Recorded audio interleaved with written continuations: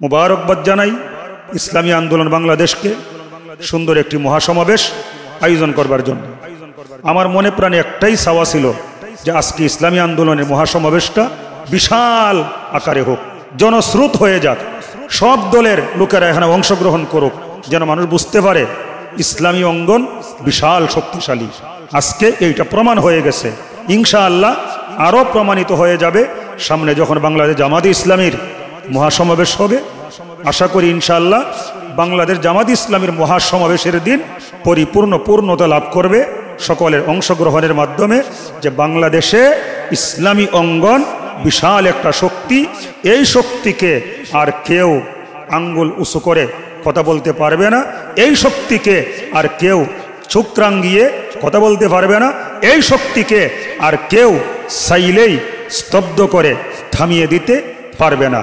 এটাই হোক আমাদের স্লোগান, বাংলাদেশ জামাতে ইসলামী, ইসলামী আন্দোলন বাংলাদেশ, বাংলাদেশ খেলাফত মজলিস এবং আমাদের সমমনা যতগুলো ইসলামী দল আছে, আমরা সবাই ভাই ভাই, আমাদের মধ্যে কোনো বিভেদ নাই, আমাদের মধ্যে কোনো ফাটল নাই, ঐক্য ছাড়া আর কোনো পথ নাই। ঐক্যের মাধ্যমেই আমরা এই দেশের মধ্যে প্রত্যেক এলাকায় নির্বাচনে একটা করে ভোটের বাক্স দিয়ে আমরা ইসলামকে বিজয়ী করতে চাই। আসসালামু আলাইকুম রহমতুল্লাহি ওয়া বারাকাতুহু। নাহমাদুহু ওয়া নুসাল্লি আলা রাসূলিহিল কারীম, আম্মা বাদ। প্রিয় দর্শকবৃন্দ, চরমোনাইর ইসলামী আন্দোলন বাংলাদেশ আজকে বাংলাদেশের রাজধানী ঢাকায় ঐতিহাসিক সোহরাওয়ার্দী উদ্যানে বিশাল মহাসমাবেশ করেছে। ওনারা সফল। আমি শুরুতেই ইসলামী আন্দোলন বাংলাদেশকে আন্তরিক মুবারকবাদ জানাই, এমন সুন্দর চমৎকার একটা আয়োজন উপহার দেওয়ার জন্য। দরকার ছিল, সারা দেশবাসীকে জানান দেওয়া দরকার ছিল ইসলামী শক্তি কেমন। কারণ অনেকেই মনে করে যে ইসলামী শক্তি মনে হয় বেশি একটা শক্তিশালী না। আসলে ইসলামী শক্তিটা কেমন শক্তিশালী এটা দেশবাসীকে জানানো, বোঝানো, দেখানো দরকার ছিল। ইসলামী আন্দোলন বাংলাদেশ আজকে সফল। তাদের মহাসমাবেশে বাংলাদেশের সর্ববৃহৎ ইসলামী দল বাংলাদেশ জামাতে ইসলামীর মোহতারাম সেক্রেটারি জেনারেল সহ বেশ কয়েকজন কেন্দ্রীয় দায়িত্বশীল উপস্থিত হয়েছেন।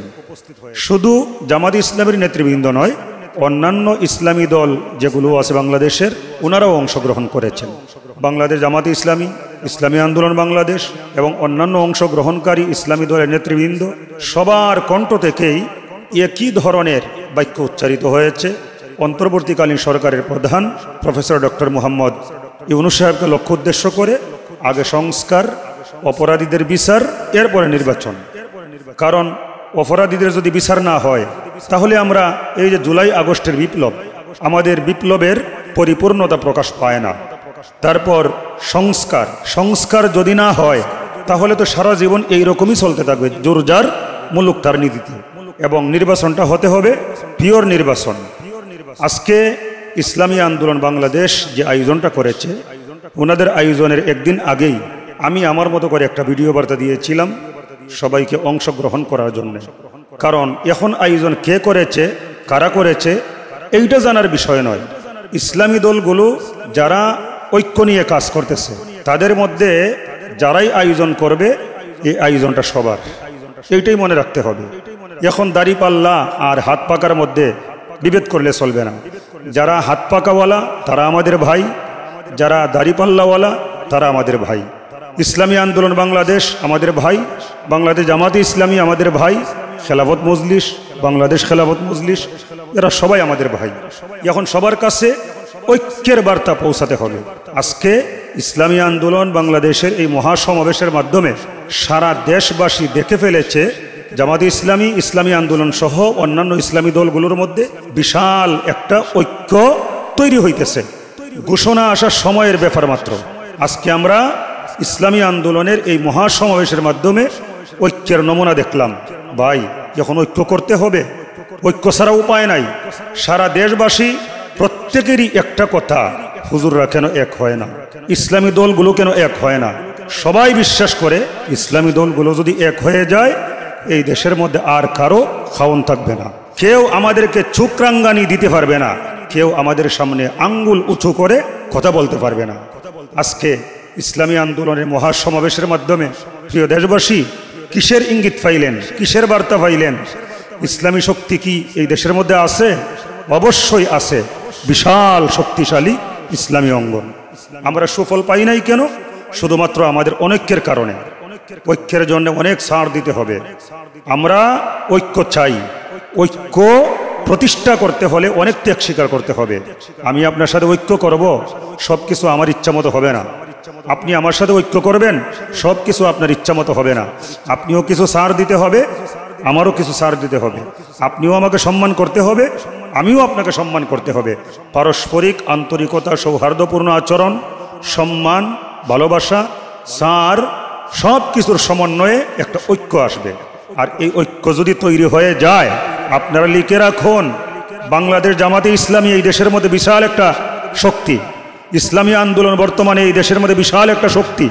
তারপর খেলাফত মজলিস, বাংলাদেশ খেলাফত মজলিস, আরও অন্যান্য যে দলগুলো আছে, প্রত্যেকটা দলেরই কিছু না কিছু লোকবল, জনবল, এরিয়া আছে।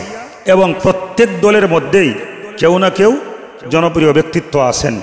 আমাকে একজনে বলল, হুজুর আপনারা যখন মাহফিল করেন, মাহফিলের সময় তো সবাই বলে এই দেশের মধ্যে ইসলাম কায়েম করতে চাই, কিন্তু মাহফিল যখন শেষ হয়ে যায়, যখন নির্বাচনের সময় আসে, ইসলামী দলকে কেউ তো ভোট দেয় না। কারণটা কি?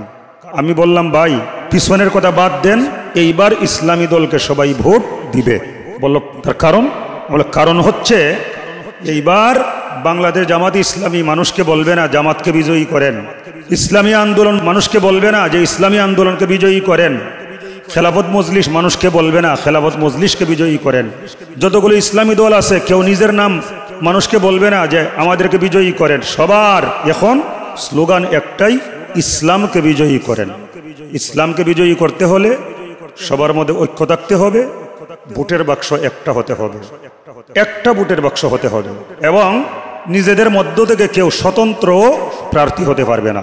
নিজেদের মধ্যে ঐক্য গঠনের সময়ই কে কয়টা আসন ভাগাভাগি করে নিতে হবে, পরে যেন ভুল বুঝাবুঝি না হয়, এবং ওই আসনগুলা ভাগাভাগি করে কে কোন এলাকায় নির্বাচন করবে এক কথায় চূড়ান্ত করে ফেলতে হবে। সব এলাকার মধ্যে ইসলামী অঙ্গন থেকে প্রার্থী একজন থাকবে, ভোট দিব সবাই, প্রার্থী হবে একজন, এবং সবাই এইটাই বিশ্বাস রাখতে হবে দাড়িপাল্লা আমাদের সবার, হাত পাকা আমাদের সবার, এইরকমভাবে অন্যান্য দলের মার্কা এগুলো আমাদের সবার। স্লোগান দিতে হবে ইসলামী আন্দোলন, জামাতে ইসলামী, অন্যান্য ইসলামী দল, আমরা ভাই ভাই, আমাদের মধ্যে কোনো বিভেদ নাই, আমাদের মধ্যে কোনো ফাটল নাই। অতীতে আমরা কে কী করেছি এগুলো ভুলে যেতে হবে। অতীত স্মরণ করলে কোনোদিন ঐক্য হবে না। কম বেশ ভুল ত্রুটি আমাদের সবার মধ্যেই আছে, এখন সামনের দিকে অগ্রসর হতে হবে। তো যে ভাই আমাকে জিজ্ঞেস করছিলেন এইবার ইসলামী অঙ্গনকে সবাই ভোট দিবে কেন, তখন আমি বলেছিলাম, দেখেন ইসলামী আন্দোলনের ওনাদেরও নিজস্ব বক্তা আছে, ওনাদের নিজস্ব মাহফিল আছে। বাংলাদেশ জামাত ইসলামী এই দলের মধ্যেও বহু বক্তা আছে এবং এই অঙ্গনের অনেক মাহফিল আছে। আবার খেলাফত মজলিস ওনাদেরও লোকজন আছে, কম হোক বেশি হোক ওনাদেরও এরিয়া আছে, ওনাদেরও কিছু বক্তা আছে, ওনাদের অঙ্গনে মাহফিল হয়। আবার বাংলাদেশ খেলাফত মজলিস আল্লামা মামুনুল হক, ওনার কথা আর কি বলবো, উনি তো ব্যাপক পরিচিত গ্রহণযোগ্য একজন আলেম, ইসলামী লিডার, ওনারও অনেক মাহফিল আছে। তো প্রত্যেক দলের বক্তারা যার যার গণ্ডির মাহফিলে যখন বলবে সব ইসলামী দল আমাদের, আপনারা সবাই ইসলামকে বিজয়ী করবার জন্য ভোট দিবেন, অতীতে এমনভাবে কেউ বলে নাই। এইবার যখন সব দলের বক্তারা, সব দলের মাহফিলে, সব দলের নেতারা, সব দলের জনসভায় যখন একই বক্তব্য দিবে ইসলামকে বিজয়ী করবার জন্যে আপনারা ভোট দেন, আমরা আল্লাহর জমিনে আল্লাহর দিন কায়েম করতে চাই, তখন সাধারণ মানুষ ভাবতে বাধ্য হবে সব দলের নেতারা এক হয়ে গেছে, সব দলের আলেম উলামারা এক হয়ে গেছে, তারা ইসলামকে বিজয়ী করবার চায়। এইবার আর আমাদের ফাঁকি দেওয়ার সুযোগ নাই। এইবার আর বলতে পারবো না আপনাদের মধ্যেই দলাদলি, ভোট কারে দিব। এইবার সবাই তো এক। তো যেহেতু ইসলামকে বিজয়ী করবার দাওয়াত দিতেছে, আমাদের দেশের মানুষ ধর্মপ্রাণ, তারা ইসলাম প্রিয়, তারাও চায় এই দেশের মধ্যে ইসলামী হুকুমত প্রতিষ্ঠিত হোক, সবাই এই দাওয়াত গ্রহণ করবে। এবং তারাও বুঝে যদি এই দাওয়াত গ্রহণ না করে কিয়ামতের দিন আল্লাহর কাছে জবাবদিহিতার সম্মুখীন হতে হবে। সম্মানিত ভাইরা, আজকে আমি ইসলামী আন্দোলন বাংলাদেশকে আবারও ধন্যবাদ জানাচ্ছি সুন্দর একটা আয়োজন উপহার দেওয়ার জন্য। ওনাদের আয়োজনে যেমনিভাবে সবাই অংশগ্রহণ করেছেন, আবার অন্যান্য দল যখন এই রকম সমাবেশ আয়োজন করবেন, ইসলামী আন্দোলন সহ সবাইকেই আসতে হবে, সবাইকেই বক্তব্য দিতে হবে। পরিশেষে আমি আরেকটা কথা বলি, আমি এইবার স্বপ্নটা বেশি দেখতেছি। কেন দেখতেছি জানেন? সারা জীবন অনেকের কাছ থেকে শুনেছি বাংলাদেশ জামাতে ইসলামী এবং ইসলামী আন্দোলন তারা নাকি জীবনেও এক হতে পারবে না। আচ্ছা বলেন তো, সারা জীবন এই রকম কথাই শুনেছি, কিন্তু এখন কি আপনার কাছে এটা মনে হয়? এখন তো মনে হচ্ছে ইসলামী আন্দোলন এবং বাংলাদেশ জামাতে ইসলামী এই দুইটা দলের মধ্যে অনেক বেশি আন্তরিকতা। আমাদের বাংলাদেশ জামাতে ইসলামীর মুহতারাম আমিরে জামাত ডাক্তার শফিকুর রহমান হাফিজাহুল্লাহ, এই বয়স্ক মানুষটা যেই চেষ্টা করতেছেন ঐক্যের জন্য, যে দৌড়াদৌড়ি করতেছেন, ছুটাছুটি করতেছেন, ওনার ঋণ আমরা শোধ করতে পারবো না। এই জন্যে আমরা যারা দলের সাধারণ কর্মী আছি, আমাদের উচিত হবে আমাদের নেতৃবৃন্দ যেই ঐক্যের জন্যে এত মেহনত করতেছেন, দৌড়াদৌড়ি করতেছেন, আমাদের কারো আচরণে যেন সেই ঐক্যের মধ্যে কিঞ্চিত পরিমাণ ব্যাঘাত না ঘটে।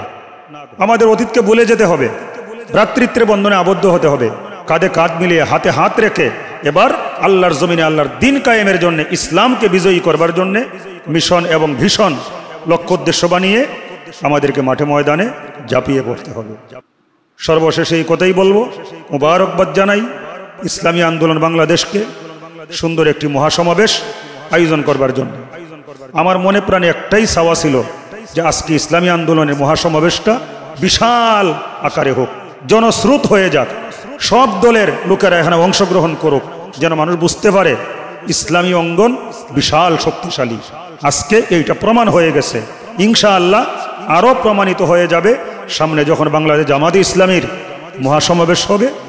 আশা করি ইনশাআল্লাহ বাংলাদেশ জামাতে ইসলামীর মহাসমাবেশের দিন পরিপূর্ণ পূর্ণতা লাভ করবে সকলের অংশগ্রহণের মাধ্যমে, যে বাংলাদেশে ইসলামী অঙ্গন বিশাল একটা শক্তি, এই শক্তিকে আর কেউ আঙ্গুল উঁচু করে কথা বলতে পারবে না, এই শক্তিকে আর কেউ চোখ রাঙিয়ে কথা বলতে পারবে না, এই শক্তিকে আর কেউ চাইলেই স্তব্ধ করে থামিয়ে দিতে পারবে না। সর্বশেষে এটাই হোক আমাদের স্লোগান, বাংলাদেশ জামাতে ইসলামী, ইসলামী আন্দোলন বাংলাদেশ, বাংলাদেশ খেলাফত মজলিস এবং আমাদের সমমনা যতগুলো ইসলামী দল আছে, আমরা সবাই ভাই ভাই, আমাদের মধ্যে কোনো বিভেদ নাই, আমাদের মধ্যে কোনো ফাটল নাই, ঐক্য ছাড়া আর কোনো পথ নাই। ঐক্যের মাধ্যমেই আমরা এই দেশের মধ্যে প্রত্যেক এলাকায় নির্বাচনে একটা করে ভোটের বাক্স দিয়ে আমরা ইসলামকে বিজয়ী করতে চাই। মহান আল্লাহ সুবহানাহু ওয়া তাআলা আমাদের সবাইকে ভালো রাখুন, এই প্রত্যাশায় আজকে শেষ করছি। আসসালামু আলাইকুম ওয়া রাহমাতুল্লাহি ওয়া বারাকাতুহু।